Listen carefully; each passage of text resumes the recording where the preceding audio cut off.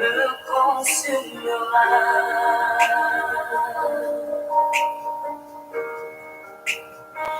Pourquoi tombe-t-on, tandis qu'à la croix, tu as souffert pour moi? Tu dis, tout est accompli, dans les cieux, sur la terre, touche nos péchés. Moi, je veux t'adorer, en compagnie des anges, donne-moi ton esprit.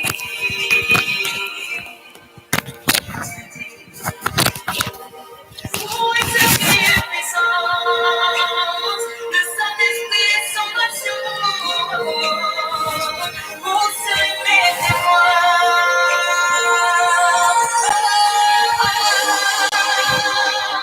revêtus de puissance, couronnés de gloire et lavés en majesté, présence divine sur le sainteté, attire-moi dans ta présence. Revêtus de puissance, couronnés de gloire et lavés en majesté, présence divine de sainteté, attire-moi dans ta présence. Oh, je veux être que toi. Attire-moi dans ta présence. Oh, Seigneur. Oh, Seigneur. Attire-moi dans ta présence. Oh, me voici, me voici. Attire-moi dans ta présence. Attire-moi dans ta présence. Attire-moi dans ta présence. Attire-moi dans ta présence. Dans ta présence, Yahweh. Attire-moi dans ta présence. Tu t'appelles la vie. Tu t'appelles la vie.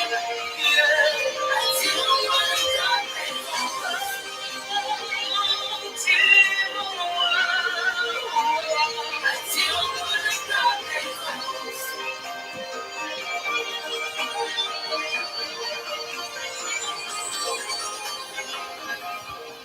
Nous élevons ton esprit.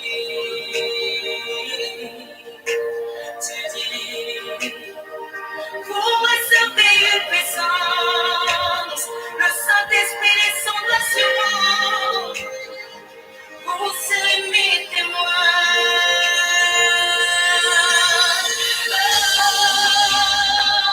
Revêtus de puissance, couronnés de gloire et levés en majesté, présence divine et de sainteté, attire-moi dans ta présence. Revêtus de puissance, couronnés de gloire et levés en majesté, présence divine et de sainteté, attire-moi dans ta présence.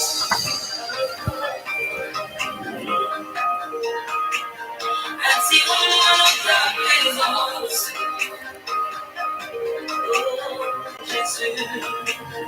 Attire-moi dans ta présence.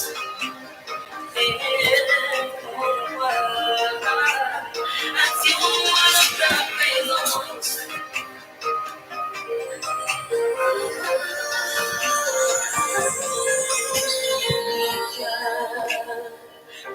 T'écris vers moi jusqu'à quand le roi me consumera.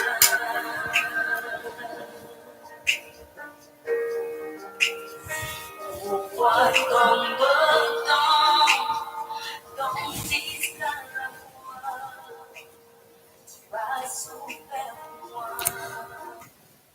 Shalom, shalom les héros du midi, shalom partout où vous êtes en train de me suivre cet après-midi. Que le Seigneur vous bénisse abondamment. Shalom dans vos maisons, shalom dans vos familles. Que Dieu vous bénisse énormément. Gloire à Dieu. J'ai la joie d'être avec vous cet après-midi dans ce moment combien merveilleux. Excusez-nous pour les retards. ou une suite à un petit souci technique, mais que Dieu vous bénisse. Bien-aimés, sans plus tarder, nous allons pouvoir partager. Partager sur Facebook, partager sur Imo, partager sur Facebook, sur YouTube, partager sur Instagram, partager partout où nous pouvons partager, bien-aimés dans les Seigneurs. Parce que nous avons besoin de recevoir la parole de Dieu cet après-midi. Et cette parole va nous faire beaucoup, beaucoup de bien. Dans l'entretemps, je vous salue tous, toute la grande famille Vie Abondante. Que le Seigneur vous bénisse. Nous sommes au 22e jour de notre jeûne et prière. Et aujourd'hui, nous allons parler de la parole du Seigneur. Pendant ces temps, pendant que vous êtes en train de partager, comme le temps est assez avancé, nous allons juste lever nos mains et dire merci au Seigneur. Merci à Dieu pour ces privilèges qu'il nous donne. Lève les mains là où tu es, commence à lui dire merci. Lève les mains vers le Seigneur, commence à lui dire un grand merci. Papa, nous te disons un grand merci. Nous te louons, nous t'adorons et nous te célébrons. Et nous te rendons gloire, Seigneur, pour ces privilèges que tu nous donnes. Papa, nous te disons merci pour ce temps que tu nous accordes. Père, nous voulons te dire merci pour la parole que nous allons recevoir aujourd'hui, Seigneur. Nous venons te dire merci pour la révélation de ta parole qui nous éclaire et qui nous transforme. Papa, la Bible déclare que l'homme ne vit pas du pain, mais l'homme vit de toute parole qui sort de ta bouche. Nous voulons recevoir cette parole, Père. Nous voulons recevoir un rhum à venir de toi, Papa. Nous voulons recevoir la parole de foi, ô Dieu de gloire, car tout est possible à celui qui croit. Dis au Seigneur, augmente notre foi, élève notre foi, la foi qui possède les promesses, la foi qui saisit la parole de Dieu. Élève la voix vers le Seigneur. Seigneur, nous voulons, Père éternel, que nous puissions être dans ta parole. Nous voulons, Seigneur, Père, avoir une foi triomphante, une foi qui donne la victoire, une foi qui possède les promesses de Dieu. Et nous te rendons gloire, Seigneur. Merci, Jésus. Merci pour ta fidélité. Au nom puissant et glorieux de Jésus-Christ. Amen. Amen. Amen. Bien-aimés dans les Seigneurs, nous allons parler aujourd'hui. Tout est possible à celui qui croit. Amen. Nous allons ouvrir notre Bible dans le livre de Marc, chapitre 9, verset 23. Marc, chapitre 9. Marc, chapitre 9, verset 23.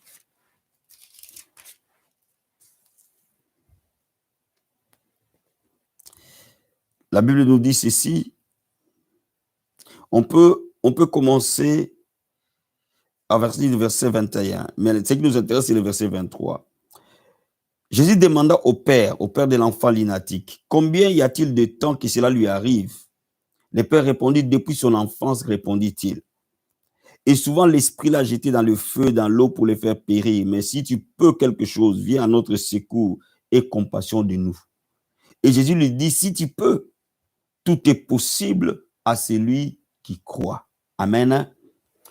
Jésus commence par dire au papa de cet enfant qui était malade depuis son enfance, c'est l'histoire de cet enfant lunatique qui était malade et que le père a amené à ses disciples et qui n'ont pas pu guérir l'enfant. Et dans cette conversation, Jésus dit une phrase importante. Il dit au papa de cet enfant qui était lunatique que tout est possible à celui qui croit.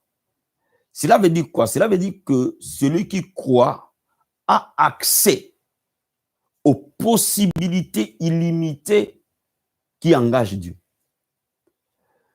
Lorsque nous croyons, nous avons accès à toutes les possibilités.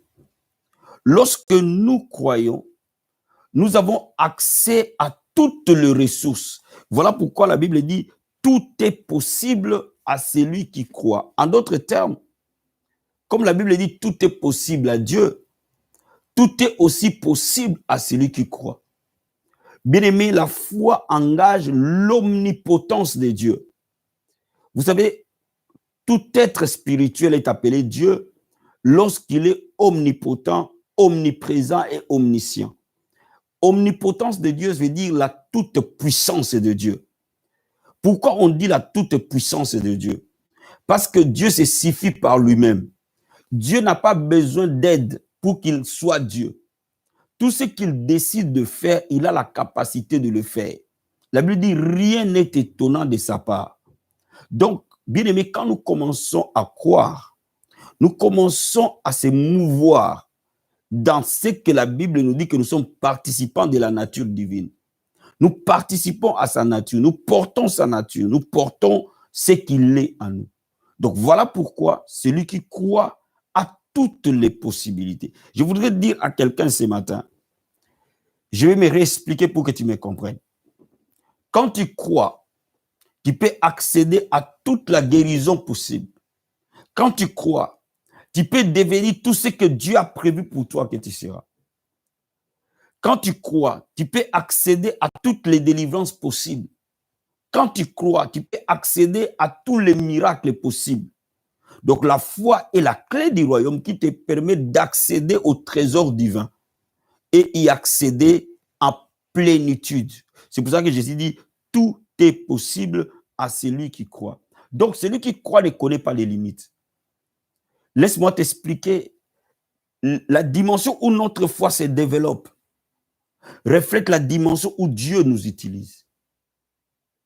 Lorsque notre foi s'étend, notre capacité s'étend aussi. Lorsque notre foi s'élargit, nos possibilités s'élargissent avec. Voilà pourquoi il est important de comprendre que la foi est une base doctrinale capitale. Le problème dont l'Église a besoin aujourd'hui, ce n'est pas les problèmes des prières. Les problèmes dont l'Église a besoin aujourd'hui, c'est les problèmes de la foi. Laisse-moi te lire un passage. Matthieu chapitre 21. Tu vas comprendre ce que j'explique. Matthieu chapitre 21. Verset 22. La Bible dit ceci. Tout ce que vous demanderez avec foi par la prière, vous les recevrez. Ce passage montre par là que la foi, la prière ne fonctionne pas seule. La Bible dit tout ce que vous demanderez avec foi. C'est-à-dire que si vous enlevez la foi, cette phrase n'est plus correcte. Tout ce que vous demanderez, oui, demander c'est bien, mais il faut qu'il y ait la foi pour recevoir. Donc, le problème que nous avons aujourd'hui dans l'Église, le problème que nous avons aujourd'hui en tant que chrétiens n'est pas un problème de demander parce que nous demandons. Mais le problème est un problème de foi. Parce que si nous demandons sans la foi, la prière ne produira rien. Donc, la prière ne peut pas fonctionner toute seule. Et ainsi, de la même manière que nous avons appris à prier, nous devons aussi apprendre à croire. L'Église doit aujourd'hui apprendre à croire. Quand nous apprenons à croire, nos prières auront de plus en plus de résultats. Quand nous apprenons à croire, nos prières auront de plus en plus de force. Quand nous apprenons à croire, nous allons recevoir l'accomplissement des promesses. Comme les paroles de cette année, heureuse celle qui a cru parce que les choses qui lui ont été dites auront leur accomplissement. Cela veut dire quoi? Il y a accomplissement que par la foi. Sans la foi, nous ne pouvons pas voir l'accomplissement, frère. Voilà pourquoi tout ce que nous recevons de Dieu, tout sans exception aucune, nous les recevons par la foi et rien que par la foi. Alléluia. Mais laissez-moi te donner quelques principes essentiels de la foi ce matin. Regardez Hébreux chapitre 11. Hébreux chapitre 11, verset 1 à 3. La Bible dit ceci. Or, la foi est une ferme assurance des choses qu'on espère, une démonstration de celles qu'on ne voit pas. Pour l'avoir possédé, les anciens ont obtenu un témoignage favorable. La partie qui m'intéresse, c'est par la foi que nous reconnaissons que le monde a été formé par la parole de Dieu, en sorte que ce qu'on voit n'a pas été fait des choses visibles. La partie qui m'intéresse, c'est la partie bas.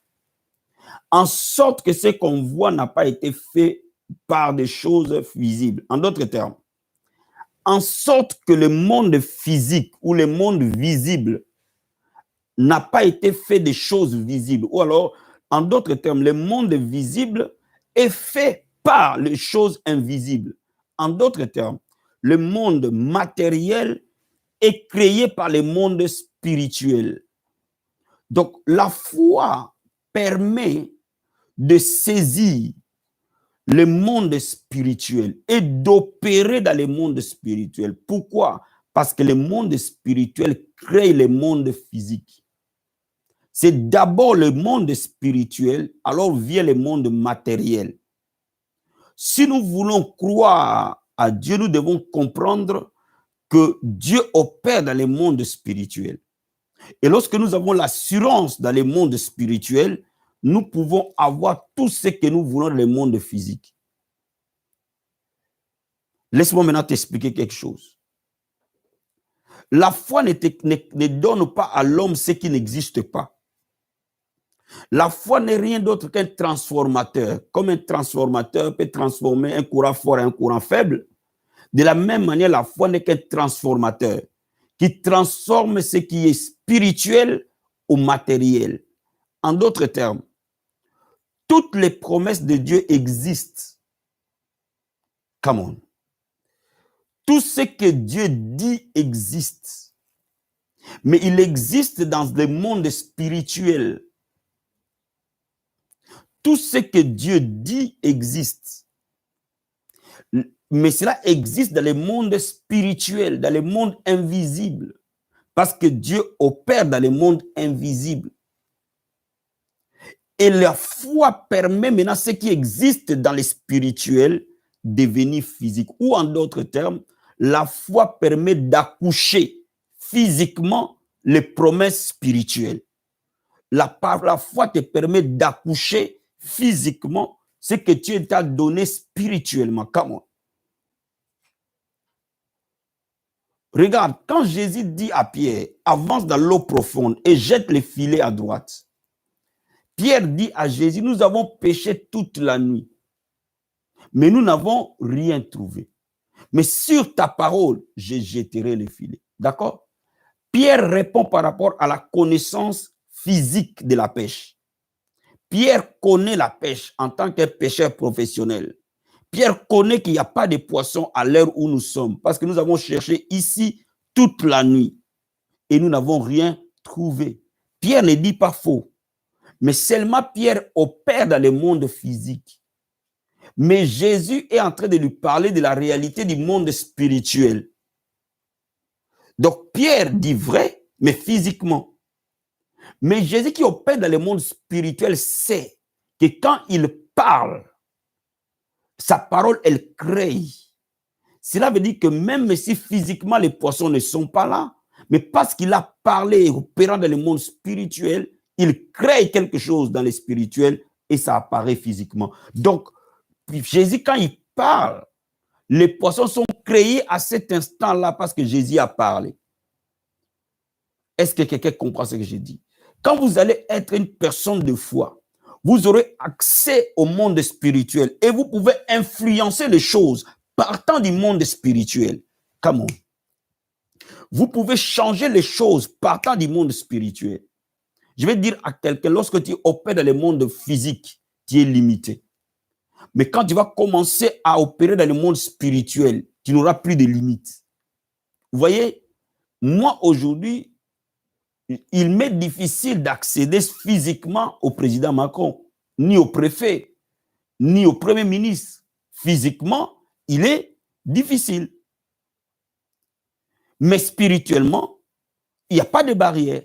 De ma chambre, je peux accéder à leur vie. Est-ce que quelqu'un comprend ce que j'explique?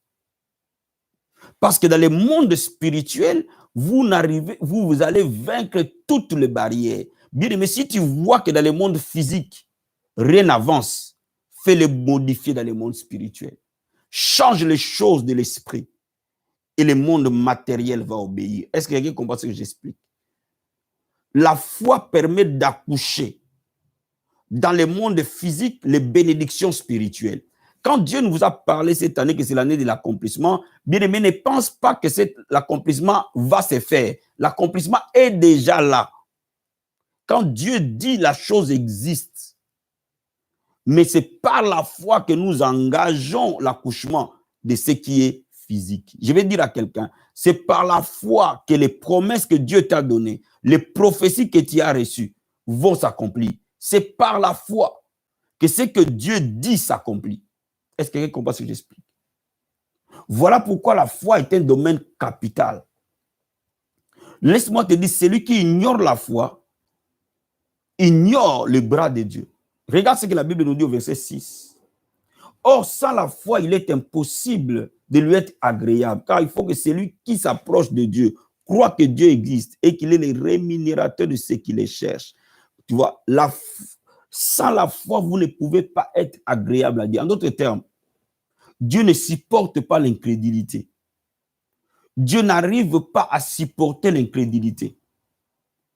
Et je suis convaincu d'une chose. Le plus grand péché que quelqu'un peut commettre, c'est parmi les blasphèmes du Saint-Esprit, si ce n'est pas les blasphèmes du Saint-Esprit, c'est l'incrédulité. Dans les catégorisations des péchés. Le blasphème du Saint-Esprit vient en première ligne. En deuxième ligne, d'abord vient l'incrédulité. Pourquoi? Parce que l'incrédulité nous sépare de Dieu directement. Après viennent toutes les abominations et s'ensuit. Donc laisse-moi te dire, lorsque vous négligez la foi, vous rendez votre marche chrétienne difficile. Maintenant, la question qui se pose, comment pourrais-je développer ma foi? Comment pourrais-je accéder à cette foi-là? Nous savons déjà tous que la Bible dit que la foi vient de ce qu'on entend. Et ce qu'on entend, c'est la parole du Christ. Mais je vais aujourd'hui te parler de quelques éléments importants qui aident la foi à être solide. Amen. Qui permet à ce que la parole que nous recevons puisse produire des fruits. Premièrement, la foi s'établit sur la volonté de Dieu. Regarde, la Bible nous dit dans 1 Jean chapitre 5. Je vais te le lire. 1 Jean chapitre 5. 1 Jean chapitre 5.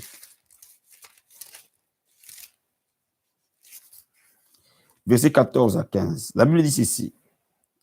Nous avons auprès de lui cette assurance que si nous demandons quelque chose selon sa volonté, il nous écoute. Et si nous savons qu'il nous écoute, quelque chose que nous demandions, nous savons que nous possédons la chose que nous lui avons demandé. La Bible dit, nous avons auprès de lui cette assurance, nous avons auprès de lui cette foi, que si nous demandons selon sa volonté, il nous écoute. Bien aimé, je vais te dire une chose. Toutes prières que Dieu écoute, il exauce. J'ai dit ceci.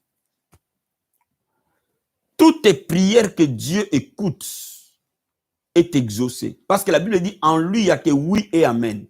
Je me reprends. Toutes les fois que Dieu t'entend, il t'a exaucé. Cela veut dire quoi? Cela veut dire qu'il y a des prières que Dieu n'entend pas.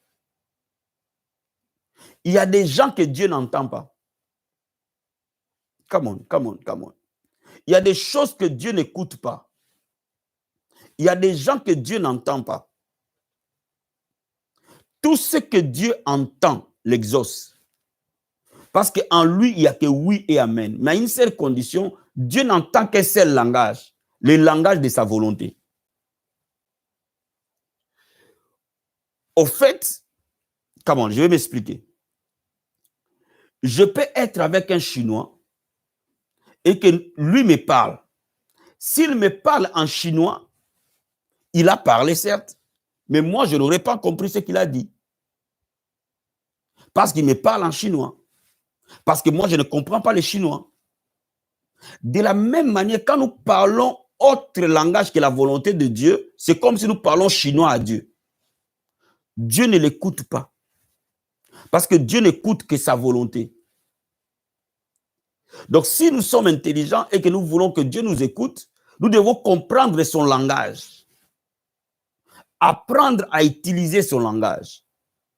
Le langage de sa volonté. La Bible dit, si nous écoute, nous avons la chose que nous avons demandé.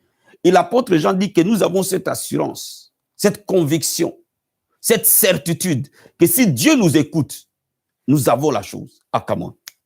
Est-ce que vous me comprenez? Donc, si nous sommes intelligents, nous devons apprendre le langage de Dieu. Et la foi, c'est le langage de Dieu. Aïe, aïe, aïe, aïe. Cobra satabaya. Quelqu'un comprend ce que j'explique? Cela veut dire quoi? Cela veut dire que la volonté de Dieu n'est rien d'autre que la parole de Dieu. Vous ne pouvez pas séparer la volonté de Dieu de la parole de Dieu. La parole de Dieu est la volonté de Dieu. La parole de Dieu est le langage de Dieu. La parole de Dieu est le langage par lequel Dieu parle. Donc, lorsque nous nous alignons à la parole de Dieu, nous nous alignons à la fréquence de Dieu. Est-ce que tu comprends ce que j'explique? Come on. Quand nous nous alignons à la parole de Dieu, nous nous alignons au langage de Dieu. Donc, nous nous alignons à la fréquence de Dieu. Et quand nous nous alignons à la fréquence de Dieu, Dieu nous écoute. Donc, laisse-moi te dire une chose, mon frère, ma soeur. Voilà pourquoi la Bible dit la foi vient de ce qu'on entend. Et ce qu'on entend, c'est la parole du Christ. Pourquoi? Parce que la parole de Dieu est le langage de Dieu. Et lorsque nous parlons sa langue, il nous écoute. Et quand nous parlons sa langue, il nous exauce. Voilà pourquoi je vais te dire une chose. Lorsque tu veux avoir un miracle, il ne suffit pas de se plaindre. Parce que Dieu n'écoute pas les plaintes. Je peux me plaindre comme je veux, mais cela ne fera pas que Dieu va m'écouter. Je peux me lamenter comme je veux, cela ne fera pas que Dieu va m'écouter. Je peux même me mutiler si je veux, mais cela ne fera pas que Dieu va m'écouter. Je peux même blasphémer, insulter Dieu, cela ne fera pas que Dieu va m'écouter. Il écoute un seul langage, ses promesses. Donc, quand je veux que Dieu m'exauce, je dois aligner mes paroles à la parole de Dieu et mettre ces paroles dans ma bouche pendant que j'ai prié, mais aussi après que j'ai prié. Je m'explique.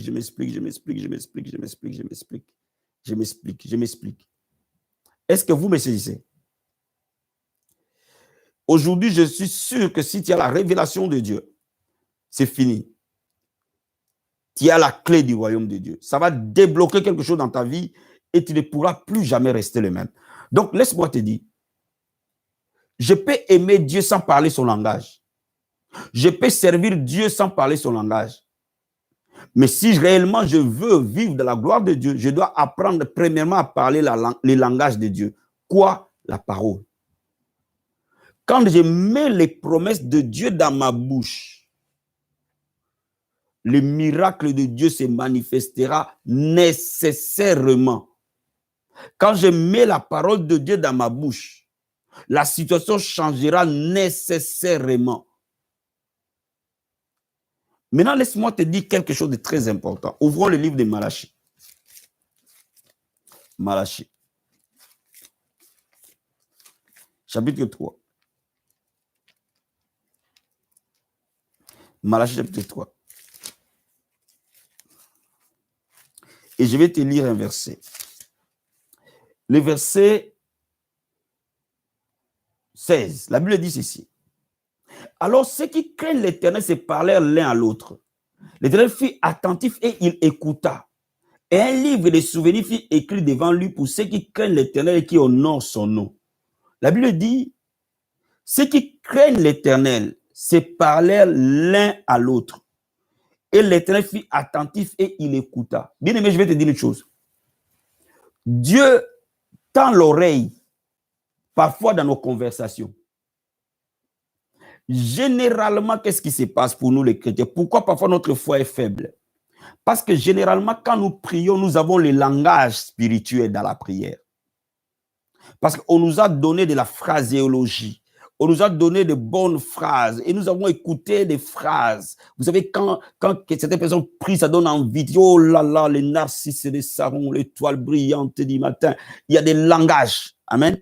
Il y a tellement de langages qu'on est en extase. D'accord? Et quand nous sommes en prière, nous sommes dans notre atmosphère spirituelle. Là, la foi opère. Je suis d'accord. Mais généralement, la foi échoue quand nous sortons de la prière. Quand nous parlons entre nous. Mais la Bible dit que quand les justes étaient en train de parler, Dieu a écouté. Généralement, quand nous parlons entre nous, qu'est-ce que nous disons? Quand Dieu m'a créé, Dieu était à RTT. Moi, je suis venu accompagner les autres. Dieu m'a oublié. Je savais que ça ne marchera pas de toutes les façons. Ça là, ce langage-là, c'est ce qui détruit notre vie. Vous savez, les enfants d'Israël sont restés 40 ans dans le désert. Quand ils ont parlé entre eux, après avoir écouté le rapport de l'ère ancien, la Bible dit qu'ils ont parlé devant leur tente. C'est là où Dieu a entendu ce qu'ils disaient. Donc, laisse-moi te dire quelque chose, mon ami. Celui qui veut marcher par la foi doit être délivré de son langage. Je suis convaincu que le premier point qui nous délivre, c'est la délivrance de la bouche. Avant même que Dieu délivre notre corps, il doit délivrer notre bouche. Avant même que Dieu délivre notre vie, notre bouche doit être délivrée.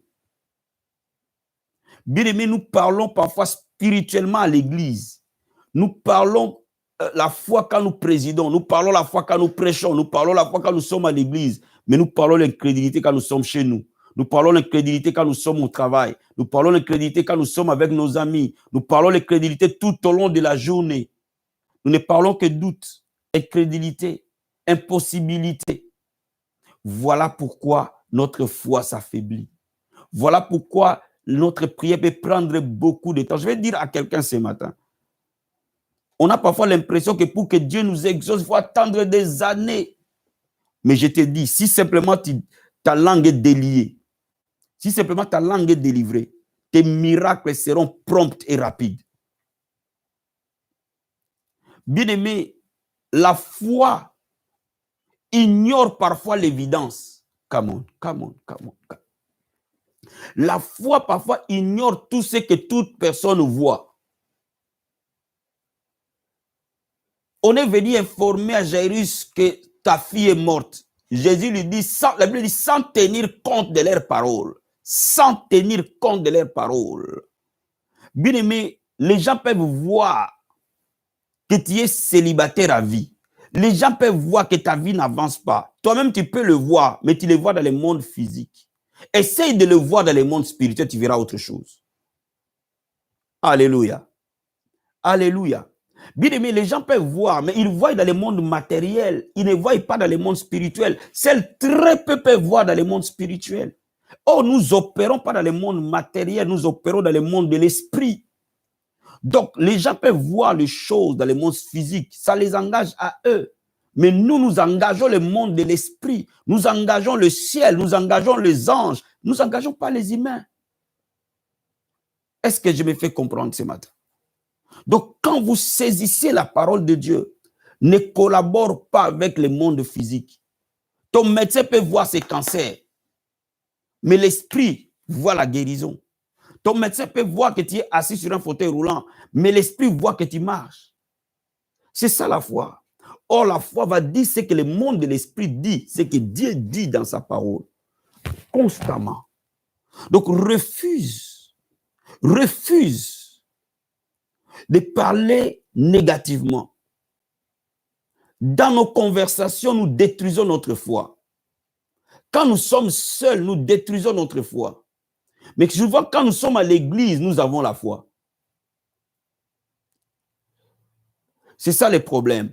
Donc, si tu veux œuvrer dans la foi, il faut vivre dans la foi. La Bible dit les justes vivent par la foi. Cela veut dire que 24 heures sur 24, 7 jours sur 7, il faut que tu sois dans la foi seulement.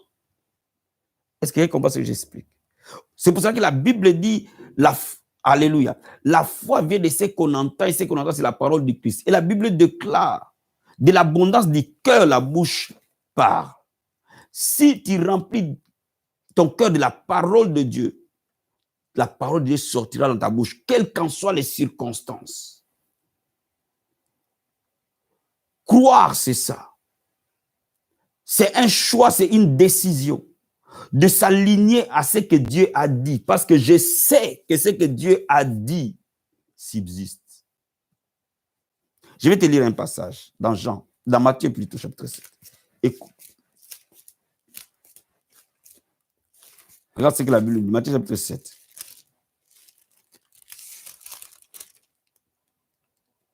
Verset 24.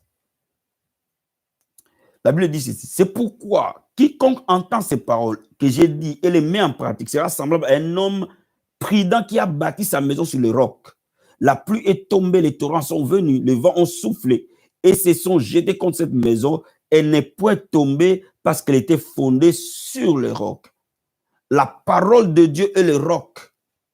la parole de Dieu et le langage de Dieu. C'est lui qui décide de bâtir sa vie par rapport à la parole de Dieu. Et Jésus dit, même quand le vent souffle, même quand les diables se déchaînent, même quand les démons se déchaînent, même quand les circonstances viennent contre cette vie, cette maison restera debout. Pourquoi? Parce que cette maison est soutenue par la parole de Dieu, le roc. Voyez-vous, mon ami, c'est un choix d'aligner sa vie à la parole de Dieu et de n'accepter que ça. Est-ce que quelqu'un comprend ce que j'ai dit? Il y a quelques années, j'ai compris une chose, que j'avais un choix à faire. Et la Bible nous dit, je mets devant toi la bénédiction et la malédiction choisie. La vie, elle est faite de choix. Est-ce que je dois choisir les limitations dans lesquelles je me trouvais? Est-ce que je dois choisir la vie dans laquelle je me trouvais? Ou alors choisir ce que Dieu me promettait? Donc, j'ai accepté de choisir ce que Dieu me promettait. Et j'ai commencé à m'aligner à ce que Dieu me promettait. Et j'ai commencé à ne voir que ça. Bien, mais quand tu commences à vivre de cette manière, la parole de Dieu va commencer à te porter. C'est là que les changements arrivent. C'est là où nous obtenons les changements. Nous avons le choix d'accepter que la maladie nous tue. Nous avons le choix d'accepter que les démons nous oppriment. Nous avons le choix d'accepter d'être liés, d'avoir des maris, des nuits, des sirènes, des eaux, tout le reste de notre vie, ou alors de le refuser et de croire à ce que Dieu dit. Nous avons le choix de rester pauvres tout le reste de notre vie, ou de croire à ce que Dieu dit et de sortir de la pauvreté. Nous avons le choix de rester célibataires tout le reste de notre vie, ou alors de croire à ce que Dieu nous a dit et de sortir de ce célibat. Donc, quand nous croyons à ce que Dieu dit, nous engageons la puissance de la foi. Et quand nous engageons la puissance de la foi, cela change notre vie. Bien aimé, je t'encourage ce matin de faire un choix, de ne dire que ce que Dieu a dit. Même si ton corps fait mal, même si tu vois en évidence les choses qui contredisent la parole de Dieu, mais ne les sors jamais de ta bouche. Ne les sors jamais de ta bouche. Cobra Satabai. Ne sors jamais cela de ta bouche. Continue à sortir la parole de Dieu. Continue à dire que ce que Dieu a dit. Continue à ne dire que ça, que ça, que ça. Bien aimé, c'est l'unique manière où la puissance de Dieu prend le contrôle de tes circonstances et les transforme. La Bible dit qu'Abraham avait été déjà usé des corps. Mais la Bible dit sans faiblir dans la foi. Abraham n'a pas regardé que son corps était usé. Vous voyez, Abraham a ignoré l'évidence que son corps était déjà détruit. Abraham voyait que son corps était détruit. Les gens voyaient aussi que son corps était détruit. Bien aimé, les gens peuvent dire ce qu'ils veulent de ta vie. Les gens peuvent dire ce qu'ils veulent de ta destinée. Mais seul Dieu a un dernier mot. Et le dernier mot, c'est dans sa parole qu'il l'a placé. Vous voyez? Voilà pourquoi, quand vous devenez fort dans la parole de Dieu, vous devenez nécessairement une source de bénédiction. Quand Jésus dit, vous êtes la lumière du monde, effectivement, nous sommes la lumière du monde. Personne ne te trompe. Ce monde a besoin de nous. Regarde-moi bien. Il y a des gens qui ont fondé leur foi sur leur travail. Mais aujourd'hui, avec le coronavirus, tout le travail se ferme. Tout le monde est au chômage technique. Donc, les gens qui ont fondé leur foi sur leur porte-monnaie, ça va poser un problème. Ça va poser un problème. Pourquoi? Parce qu'ils ont fondé leur vie sur quelque chose d'éphémère. Come on. Quand de même, on pensait que l'économie des pays industrialisés était l'économie stable. Sous le soleil, rien n'est stable. La Bible déclare que tout ce qui est visible est passager. Sous le soleil, rien n'est stable, frère. Seul le spirituel est stable. Bien aimé, je vais te dire une chose. Quand tu vas te marier, ne pense pas que l'affaire est finie. Le mariage n'est pas stable. Ça ne suffit pas de dire que non, je t'aime, tu m'aimes, bisous. Non. Seul Dieu dans ton mariage rendra ce mariage stable. Parce qu'aujourd'hui, quelqu'un peut sortir le matin, il revient le soir et dit, je n'ai plus de sentiments pour toi. Non, pourquoi je n'ai plus de sentiments? Je vais divorcer, je n'ai plus de sentiments. Excusez-moi. Comment tu n'as plus de sentiments? Mais je n'ai plus de sentiments. Et rien que ça suffit pour que vous vous séparez. Rien n'est stable sous le soleil, frère. Mais il y a une seule chose qui est stable. La parole. Elle demeurera stable. Vis par rapport à elle. Dis que c'est que Dieu dit. Pense que c'est que Dieu veut que tu penses. Et fais que c'est que Dieu dit que tu fasses. Mon ami, si ces trois choses affectent ta vie, c'est fini. Je dis ceci. La Bible dit nous gardons toute pensée captive à l'obéissance de Christ. Cela veut dire quoi? Cela veut dire qu'il y a des pensées qu'il ne faut jamais penser. Il y a des pensées qu'il ne faut jamais accepter de les penser. Cela veut dire que tu peux contrôler tes pensées de manière à imposer à tes pensées des choses à penser. Quand les pensées qui sont contraires à la parole de Dieu arrivent, quand les pensées contraires à la parole de Dieu viennent, tu dois prendre autorité sur ça. Bien aimé, il y a des choses que nous entretenons, des pensées que nous entretenons nous-mêmes et qui amènent doute et incrédulité. Donc quand ces pensées arrivent, nous devons les lier au nom de Jésus et les dire: Satan, en dehors de moi, quitte mes pensées. Parce que je ne peux penser que ce que Dieu a dit dans sa parole. La Bible dit que tout ce qui est bon, agréable et parfait soit l'objet de vos pensées. Cela veut dire que la parole de Dieu soit l'objet de nos pensées. C'est tout. Alors ce qui sera l'objet de nos pensées sera l'objet de nos paroles. Et ce qui sera l'objet de nos paroles sera l'objet de nos actes. Et ce qui sera l'objet de nos actes sera l'objet de notre destinée. Lorsque la parole de Dieu nous contrôle, au point de contrôler nos pensées, elle va jaillir dans nos paroles, dans nos conversations avec nos femmes, avec nos enfants. À chaque moment, nous laissons que la parole nous gouverner, que ça nous gouverne. Mon ami, c'est terminé.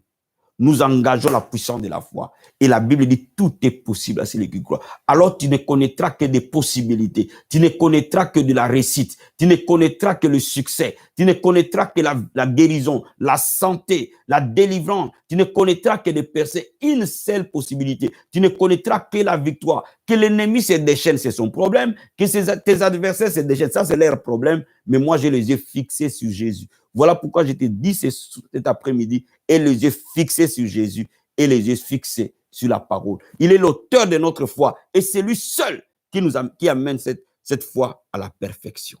Que Dieu te bénisse abondamment, abondamment, abondamment.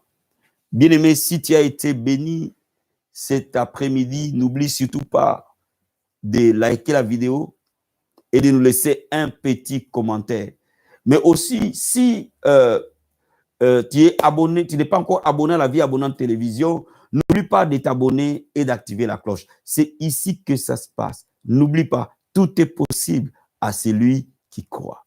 Que Dieu te bénisse et je te dis à ce soir dans la prière de 21h. Soyez bénis à ce soir. Bye.